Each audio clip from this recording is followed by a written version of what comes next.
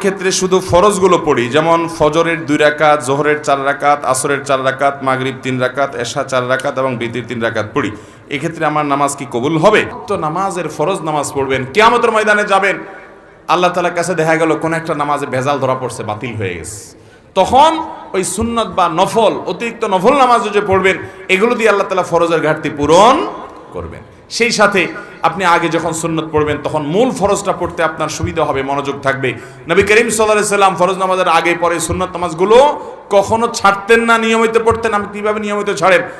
একবার জোহরের আগে 4 রাকাত ছুটে গেছে, তিনি পড়তে পারেন নাই মেহমান আসার কারণে, এগুলো পরে তিনি পড়ে দিয়েছেন, এরকম গুরুত্ব দিতেন। হ্যাঁ, আপনার কখনো কোনো কারণে এমন পরিবেশ হয়ে গেছে সুন্নত পড়ার কোনো সুযোগই পাইলেন না আপনি, অসুবিধা নাই, মাঝে মধ্যে হঠাৎ কালে ভদ্রে বাদ গেছে, অসুবিধা নাই, কিন্তু নিয়মিত এরকম করলে সেটা আপনার মূল সালাতের যে প্রোফাইল আল্লাহর কাছে থাকবে, সে ফাইলটা কিছুটা হলেও ত্রুটিপূর্ণ